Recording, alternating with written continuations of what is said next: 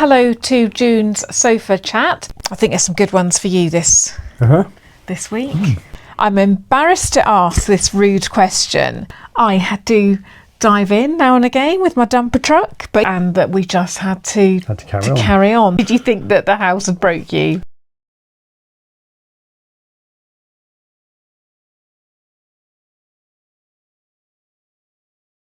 Welcome and hello to June's sofa chat with Mark and myself. We've had some great questions. Again. So just to let you know, what happens is you send us questions and we sit down on the sofa once a month and just cover them off and see what answers we can come up with. So I've seen the questions coming through. I've mentioned the odd one to you, but we don't actually plan the answers or have big discussions about them. So it's very ad hoc, and we'll just answer them as we go. Okay, are you ready for the first question? I am. I probably should have actually pulled them up before starting recording. Hopefully I can find them quickly. It was a bit remiss of me. I think there's some good ones for you this week, month. Right, okay, let's dive in. So there's 15 comments, so let's go. This is Laura. My oh my, anything you share is great. Thank you, Laura. Do you plan to continue being antique dealers? So much to do, and being on YouTube, filming and editing, gardening and helping Mark. Wow, that's a lot, Louisa. Yes, is the answer. I don't think we ever really intended to stop, did we? But no, I think what's happened is you are completely right. We have been really busy. So I think we've taken the foot off the pedal a bit with antiques. But what's happening is we're going out, still buying loads, and now we just have loads of stock. So funnily enough, I've actually just started this week loading more stock onto the website. So I think we're really looking forward to a time where we have a bit more time to dedicate to our business. Yeah, and we can go hunting for some bigger pieces and some very particular pieces, can't we? Rather than, being so general. We've got an idea where we would like to take Sugden and Daughters, and I think really we need to get further on down the line here. We need to redo the website and various other bits. But yeah, it's still very much active. I do send out parcels every week, so people are still buying. But yes, probably aren't going full steam ahead with it as we hope to, but definitely in the future we will. Okay, next one, Stephanie. I'm embarrassed to ask this rude question, but how much would a housekeeper's cupboard like yours cost, and where did you find yours? Okay, that's not a rude question, but all I'm going to say on this one, it was thousands. Yeah. I won't say how many thousands, but it was one of the pricier pieces that we've bought, isn't it? Yeah. Which we have every intention of keeping, however. Well, everything in our house is for sale, so we always say that, if somebody was to contact us and say, can you sell it to me? The answer would be yes, 4,000 as well. But we found it at a fair, so it's a hero piece in the house. We specifically went out to find something like that. We went round an antiques fair. It was Henley, wasn't it? It was Henley, and we were quite despondent at the end. We just hadn't found anything. Nobody found anything. A couple of windows and things we bought, didn't we? And we were just leaving, and there it was. And we daredn't buy it at the time because we measured and we thought, I think that fits, but we're not sure. And when we got home and measured, it fitted within a centimetre of where we wanted it. The plans have changed since we put it there, and it now fits perfectly in the boot room when we do the boot room. But yeah, because it's 2.5 metres, something like that. It's near enough 2.5 metres long. Yeah, so you can get pieces like that at auction or obviously in antique shops. An antique fair. You have to go to some of the nicer antique fairs like Henley or... It's like everything. It's why we go out every week, isn't it? And look at car boots and antique places, because you just never know what you'll see. And it's what someone's got in at the time and that kind of thing. I mean, that's actually... that's been painted, hasn't it? So someone has gone to the effort to restore that as well. So it's not... Whereas if you go to an auction, you'd be lucky to find something that doesn't need something doing to it, won't you? You'll have to renovate it, fix it, do something with it. Yeah. So I hope that answers your question. There's a lot of questions here, all in one. So Okay. what is your favourite antiques you own? So what are the favourite antiques we own? We'll cover that one off first. That's really difficult. That is difficult. Well, the first thing that springs to mind, and I own it, and I've had it for as long as I've been alive, pretty much, and that's my penny slot machine. Yeah, I knew you were going to say that. Yeah, it's really that was given to me by my granddad. He was a showman, so he had a fairground and he had various bits of machinery and equipment. But one of the things he had was a penny arcade. So when all the electronic stuff came in, lots of it got burnt, but he did save quite a few pieces. So that's one of my favourites. So okay. I do have one, possibly. I meant to bring it down. I could probably go and get it. And before we started dealing antiques, when we first got together, so it was our wedding anniversary just on Monday gone, and we've been married for 19 years. And one of the first presents you bought me was a green leather covered jewellery box. And we weren't dabbling in antiques or anything at the time, and I don't think I'd even asked for one, but it was just a nice thing. Gone out and you'd bought me it. And shall I go and get it? Yeah, I'll go and get it. That one didn't cost you any money either. Normally when you buy me presents, it does tend to cost me money. So you bought me a DVD for a region, the American region. Yeah. So I had to go out and buy a DVD player that would play the DVD. You took me to Paris for my 30th, booked the wrong hotel. By accident. Because you'd got loads of windows open. Took me to the dodgiest hotel ever. So I upgraded us to a really swish five-star hotel. So yes, but this one didn't cost me any money, although I have put lots of jewellery in it since. Let me just go and get it.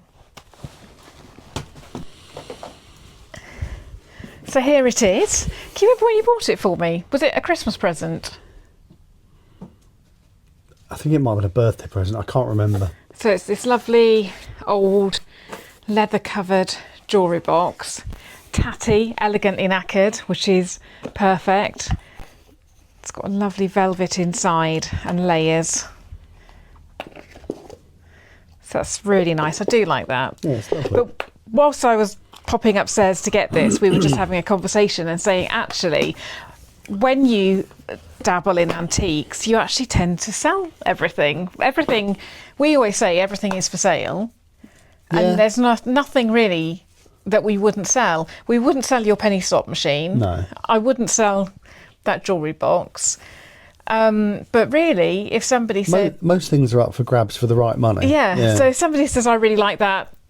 And we've had so many things come and go. I mean, we've had some fantastic taxidermy, and I know it's not everyone's cup of tea, but we've had some really lovely pieces that we've sold for nothing when you think about it now. I have thought of one more thing though, and that's the workbench that's behind. So there's a story about the workbench, and it belonged to your dad. Yes, yeah. And so the workbench was the first thing that I ever styled and photographed. So this was in Living France. When was it? Must have been years ago. It's a while ago, isn't it? February 2018 this came out, so I must have taken the photographs in 2017.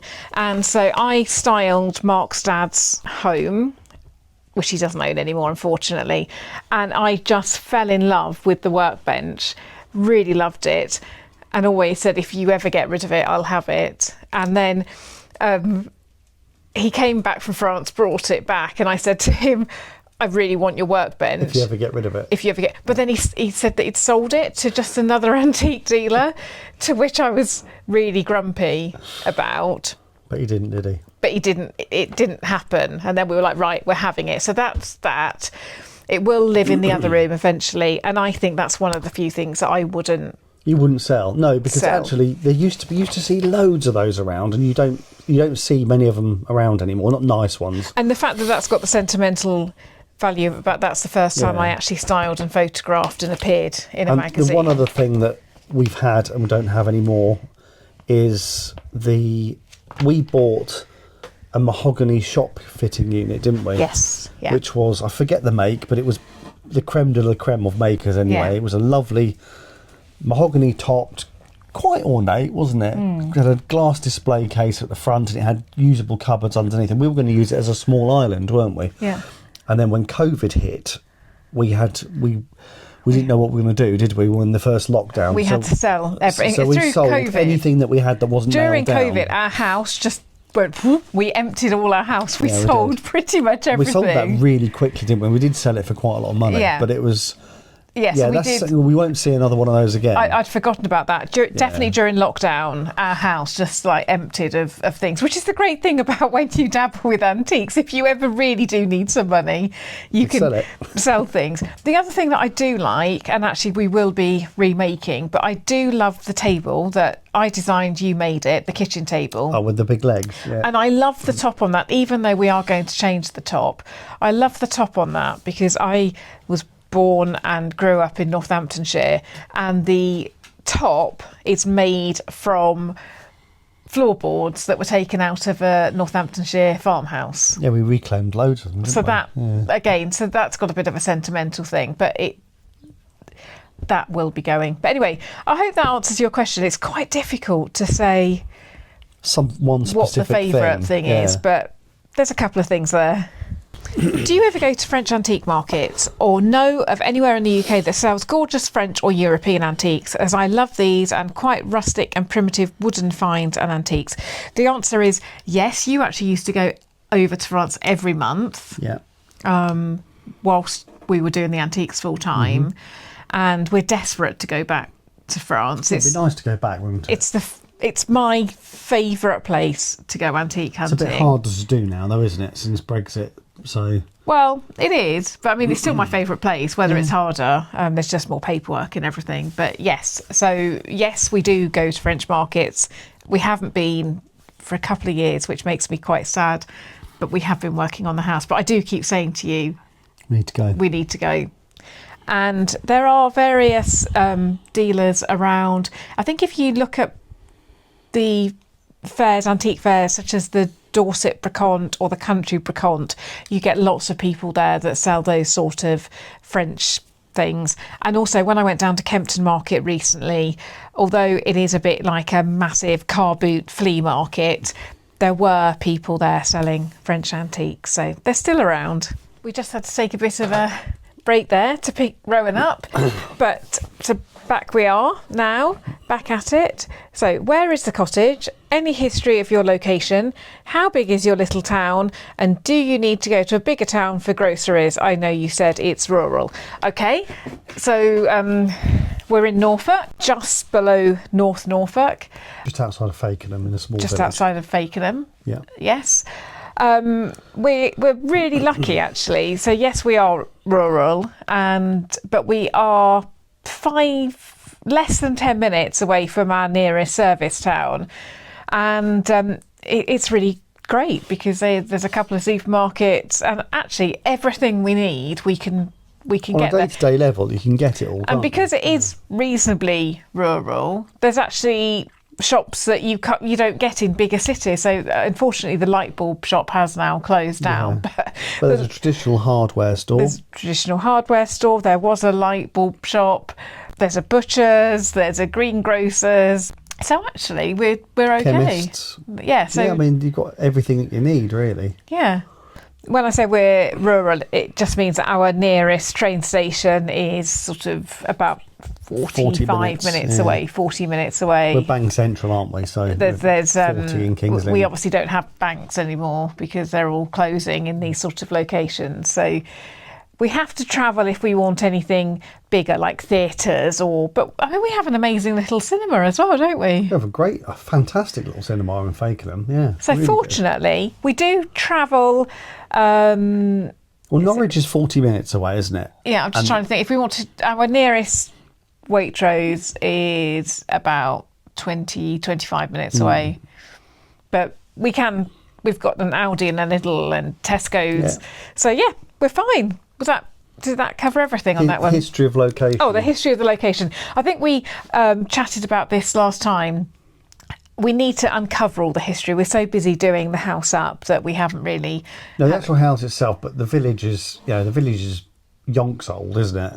There's medieval. There's been something on here since medieval times, at least, on this actual plot. And just around the village, they found medieval coins and relics, other things. And things. So, I think the village was abandoned for 100 years at some point. So I don't know whether that was the plague or something else. I can't remember. I just read it somewhere.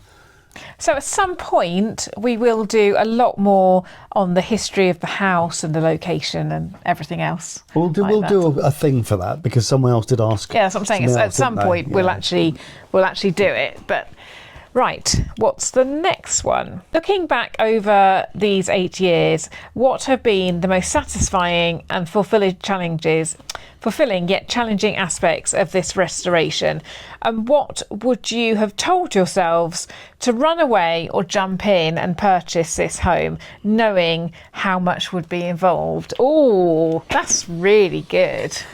You go first with the most. What was it? The most rewarding. The most rewarding, but actually quite simple task, was replacing the floors, which are the floors upstairs and the ceilings. That's not what I thought you were going to say. Purely because of all just the stuff we uncovered, really. Just all the stuff that had been dropped dropped out of pockets and rolled, and things that definitely been placed there as well, wasn't there? Again, we have a box of all of these things. We will get that out at some point. I know where they are. It's in a cupboard. We need to have a weekend of finding out a bit more about the house and collating all our stuff and then presenting it. That's not what I was expecting you to say. The staircase was quite satisfying as well. That's not what I was expecting you to say. There you go. I thought you were going to say the extension, although is that just a nightmare that you hope to? Yeah, that was different. Yeah, that was kind of satisfying in a different way, because I hadn't done it before, and it was just learning on the job, wasn't it, really? So I think there's a couple of things for me. The two small areas of garden that I've transformed, I really love, even though the stock garden will evolve into something else. I've got different ideas for the stock garden. I really have enjoyed creating that, and actually especially the herb garden now, seeing it all come up, and it makes me really excited about what's to come. And the other thing for me is actually been the interior design journey which I've been on. I've always liked interiors and always enjoyed coming up with colour schemes, and our houses have always been nice, but I feel that this has been on a completely different level. Yeah. And I just feel that I've learned so much and I've really enjoyed the process. And although I wouldn't necessarily want to dive straight into another project, I'd really love to put my learnings into action on another project where, well, I always say we wouldn't do anything next time without having everything planned out, and I feel that I know how to plan it now, and I know all the things that need planning. Yeah, that's the difference, isn't it? Because when we embarked on this and we did talk about a plan, you kind of think, well, that's impossible. You can't plan it out. You don't know what you're going to do. But actually, now you know the little tips and tricks and the ins and outs of it. You absolutely can plan it out. So at times we've been on the back foot with an electrics plan, and now next time if we were to do it again, there would be spreadsheets and plans, and it would all be, I could go on holiday for a year and come back and it would all be perfect. So would you do it again? Yes, I would do it. I would do it. I'm not going to say no, because after we did our first project, when we got married, I said I'd never do it again. So that was not on this scale though, was it? No, it wasn't. But it'd be a lie if I said no. I may not feel like I want to do it now, but if the right house came along, I'd probably do it again. So going back in time, I would do this one again, although I really didn't understand the full scope of what needed doing, to be fair. So I probably would do this one again, although I am ready now for this to be finished. I would like to do a project where it is, like I said, the interior design and the maybe knocking a few walls. I'd like our first project. That was more of a makeover than it was a renovation. I'd like to have a go at a makeover, definitely. Yeah, we would both take on Star Corner again. I dread going to France and seeing a chateau or something.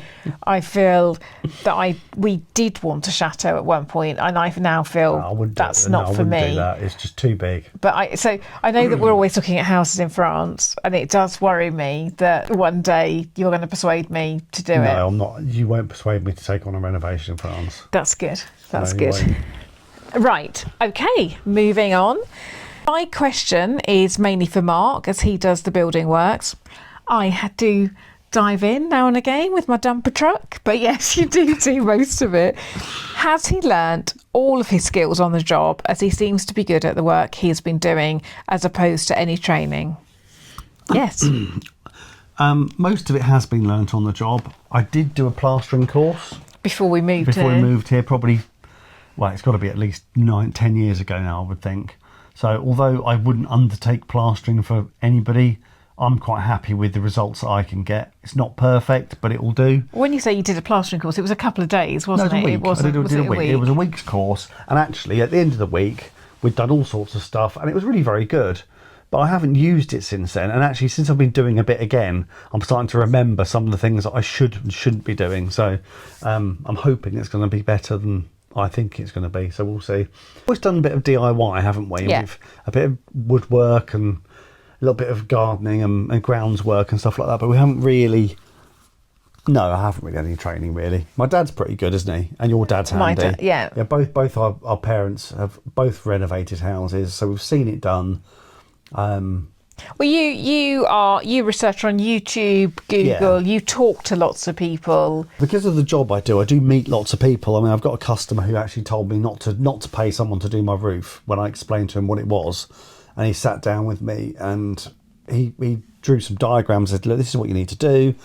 I was like, "Okay," and it is simple. It's not a difficult process. It's just time consuming, and actually, I could have done it quicker if my mathematics had been better. Yeah. Because I could have actually measured everything and cut it to make it fit, as opposed to I did all my rafters in situ and marked them all up and cut them, which is the slower way to do it. So if I did that again, I would know that, and I could probably work that out. The bricklaying was absolutely a crash course, wasn't it? And fortunately, it's all block work that you will never see. So well, we've explained this before, but for any new followers, we built a very large kitchen bedroom extension. We didn't appreciate until we put the footings down how big it was. No, you didn't appreciate how big it was. Like, even you thought that's a lot bigger. And for that, we had a friend who we were paying, but that was going to come and handhold you, and you were going to be his labourer. And we got to the point of the foundations being laid, and he was ill, and we didn't see him after that. No. So we'd taken the back of the house off. We'd just broken ground, hadn't we, really? We'd started, he'd laid a few bricks, and that we just had to carry on. So you would come home from work, and it was awful. Every night you just lay another row of bricks. Yeah. And it is big, isn't it? And it just seemed it went up so slowly. Yeah. But you have done an amazing job. Thank you. It's amazing what you can do, though, with YouTube. It doesn't make you an expert, but it's amazing what you can learn by just looking at a YouTube video, sorting through the ones that you think are good and bad. There's some great YouTube channels out there with, chippies and bricklayers, and they've got great tips. And I've learned a lot through doing it. This isn't the question that's been sent in, but did you actually feel that you were broken last year when you were doing the extension? Did you think that the house had broke you? No, but I was sick to death of it. By the time the roof had gone on, I was like, oh God, I just want this to end now. Yeah. So that was Sophie that just asked that question, and this is Deborah. What are your favourite antique junk places to go to in Norfolk? I have been having a bit of a think about this one, because I saw this one come through, and there's really a few. It's difficult to pinpoint. I love Bayfield Antiques near Holt. That's just in a great location. I've taken you along to Bayfield on numerous occasions. That's just a great location, really lovely dealers in there, and it's really interior focused. There's Holt Antiques and Interiors, which is an interesting one. It's quite big and you just never know what you're going to find. Yep. And then there's Luz's in Norwich, which I've also taken you along to in the past. And that's a massive old shop. It used to be a furniture shop. I think it was a kitchen shop, actually. Right. It was a big department store. It was a big department style type of shop. So it is huge. And that's huge. And that's really junky, but there's some really expensive pieces. And there's a mixture of everything in there, isn't there? Piled up. There's some really lovely bits in there. That's good. So there's those three.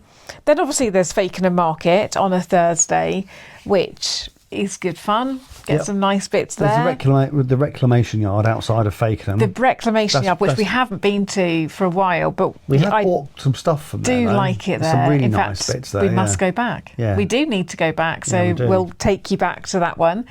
Mungers. Yep. Which is a reclamation yard, which I think they've gone purely online now, but great things there. So that's sort of bathroom, sanitary ware and things. On going out of Wells, there's the... We're just meant to be naming our best ones. Are these all your best ones? Well, no, we've had some great stuff from Tony. Tony Two Sheds. Yeah, Tony on the Wells Road. On the Wells Road. Yeah, he has all sorts... I mean, it can be just nothing, and then there can be something amazing there sometimes, like all these places. So I think it's difficult to pinpoint one. If I had to pinpoint one, I couldn't. I don't think I could, actually. I do like the rec yard. I do like the rec yard just outside of Fakenham. And I really do like Bayfield Antiques. Most of the rec yards are pretty good, to be fair, aren't they? They are, because they've had stuff that they've collected for decades. Yeah, apart from one in Norfolk. Yeah. But we won't talk about that one. Right, so this is Liz. I don't know whether it's Liz L or Liz L, but anyway. Any tips on decorating walls, pictures, decor? ? I think that's one for you, isn't it?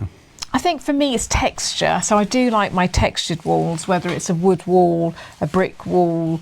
Even when you plastered, I did say with the lime plaster, please don't make it flat. Yeah. So very textured. And I also like putting things, as well as pictures, I also like putting unusual things up on the wall. So whether it's, do you remember in our last house we had a hat wall? So we had bowler hats and various hats above the sofa.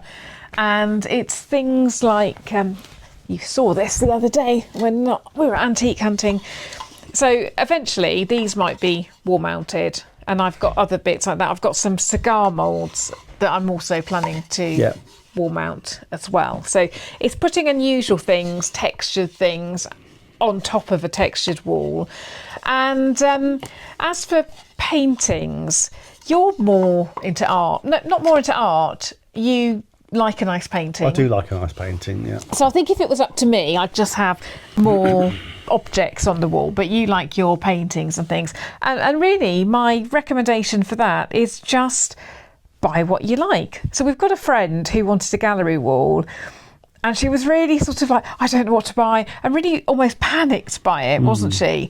And we just said, look, just buy what you like and use your intuition. And she has a great gallery wall now. Yeah, but you just curate it, don't you? You buy everything that you like, and then you take the best ones, then you do whatever with the others, sell them or give them away or whatever.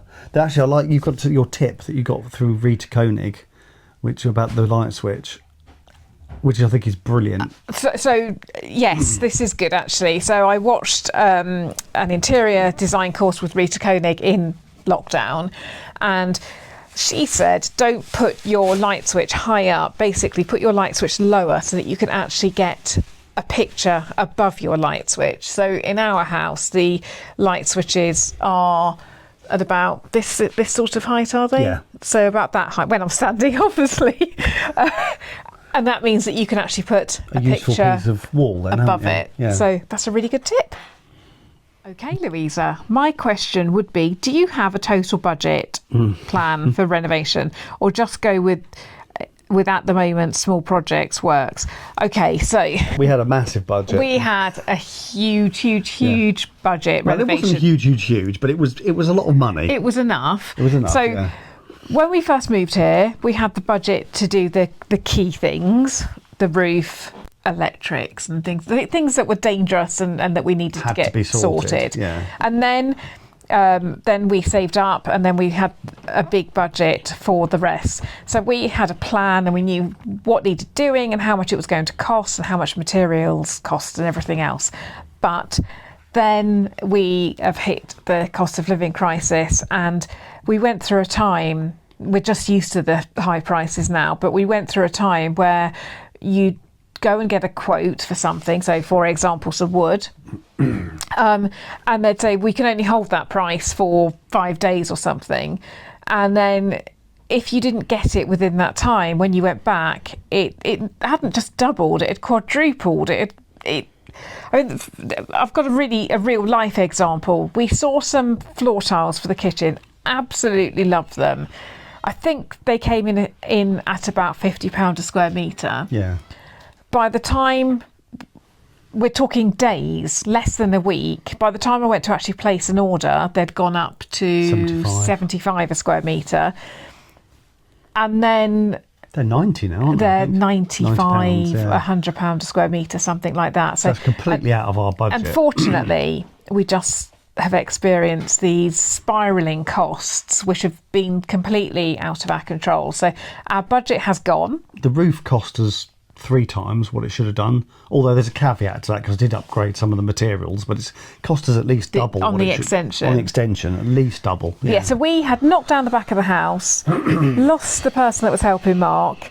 Mark was building the extension slowly, and as the extension was going up, the cost of materials was spiralling as well. So it was a hugely stressful time. To put that in perspective, the actual extension, just the extension, is 75 square metres. So that's a lot of material that's got to go in there. Insulation, timber, roof coverings, membranes, all that kind of stuff. And it's just every time you went and got a bill for something, it was £1,000, £1,500. Didn't seem, it was unbelievable, wasn't it? Yeah. So we had enough budget to not only finish the renovation, but actually to put some really nice things in it as well, and to finish it to a high spec. Still an elegantly knackered spec, but a high spec.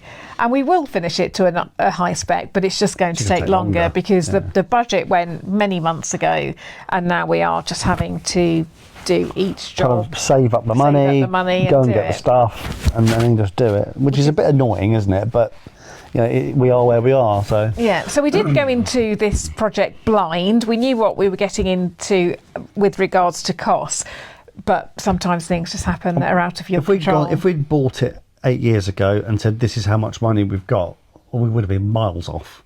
Yeah, we would have been miles off what we needed to do it, wouldn't we? What do you mean? Well, I mean, the money it's cost us to get to the roof, the electrics, and just the old part, just alone, has cost us a fair few thousand. And that I mean, going back to would we do it again? I don't think we could afford to do it now, because I think the cost. So if we got the house for what we paid for it, but then we had to do all the work, I think it would just be cost prohibitive to do a project like this now for us. Developers turned this down because it was cost prohibitive for them to turn it around and flip it. So, but at the time we could do it. The time we could afford it, and we will get there. It's just going to take a bit more money and a bit more time. Yeah. Gracious goodness me. This is a good one. How do you keep clean amidst all that dust, mud from the garden and construction debris? Well, actually, I didn't even think about this, but earlier when I got this magazine out, you may have noticed that I was doing that. The other day I showed you a hat that I'd got, and again, I think every time I pick something up and show you, you see me doing this, like rubbing the dust. Our clothes, everything, are covered in dust. You can't avoid it, but you just get used to it. Yeah, you just have to brush yourself down, don't you? And I do the housework, but I know that there's dust, and it's not as bad as you might think, though, is it? I mean, everyone has their own threshold, don't they, as to what's bad and good. But I mean, considering how it's all muddy outside and there's dust going on and I'm chopping things up and... Yeah, we try our best to keep it clean and tidy, bad, really. But it's just part of renovation living. This is one for you, because I can never remember. What acre size is your plot? Oh, right, okay, that's easy. So it's just a smidge under quarter of an acre. The actual plot with, taking into account the house and everything. Yeah. So it's deceptive because we're on a corner plot, so nothing particularly looks that big. At one time, it wrapped all the way around the house because the bits on the side of the house that we're facing now, there's a drive for next door, but that used to belong to this house, but it doesn't anymore. Actually, can you just grab that picture and I'll show you a close-up of this. I'll zoom in just behind that pot. And we'll have to wipe all the dust off it. There we go. So we've got this picture, which I will show you a close-up of, and you get to see the fact that it is on a corner plot. And as Mark was saying, I think, so this currently, hold on, this is obviously going to be in the way. This currently is our plot, but at one point the plot went way down here and there, and it encompassed all these houses. These were stables. We had the well for those houses. These houses and this house or whatever else. So our plot at some point went down there and around and back down. I mean, it's still a fair size compared to but now most people's properties. Now we've got this bit. So we've got the front gate is at the front, obviously, but our driveway, to put it into context, the driveway is around the side in a different street, and the extension that we've just put on is there, so you can see the extension from the driveway. So I'll show you a close-up of that one. This is the last one, I think. Is it? Let's have a look. Do you have a design plan for the courtyard?